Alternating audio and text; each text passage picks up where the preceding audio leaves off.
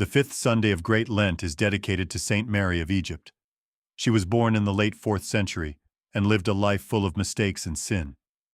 At just 12 years old, she ran away from home and spent 17 years living in ways that hurt her soul. But one day something incredible happened. When she tried to enter a church to see the Holy Cross, an unseen force stopped her. She realized her sins were keeping her away from God. Overwhelmed with guilt, she turned to an icon of the Virgin Mary, begging for forgiveness.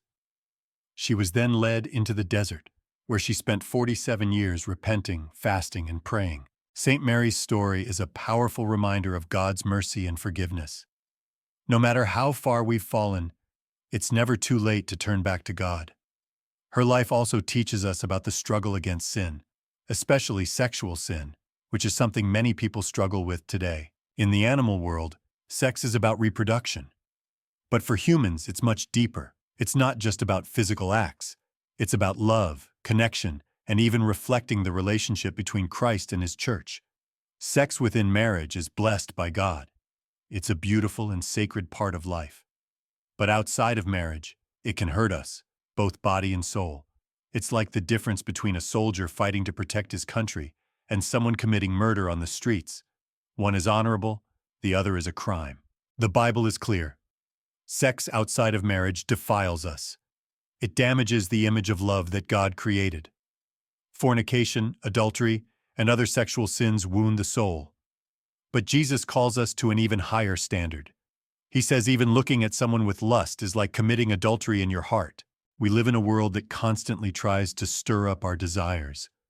Movies, music, and ads often use sex to sell things or grab our attention.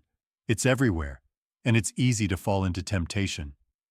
The Church Fathers teach us how to fight these temptations. First, we need to control our bodies.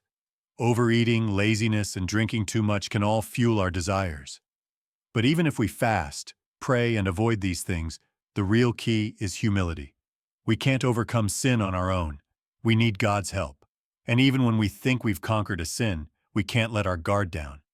Pride can lead to a fall, but humility keeps us close to God. Saint Mary of Egypt spent 47 years repenting. She didn't give up even when it felt impossible. Her story reminds us that repentance isn't a one-time thing, it's a lifelong journey. Even if we fall, we shouldn't lose hope. God's grace is always there to help us get back up. Like a soldier who fights bravely to the end, we must keep struggling against sin, no matter how hard it gets.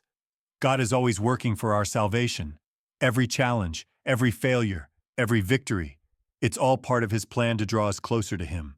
So let's keep fighting, keep repenting, and never lose heart.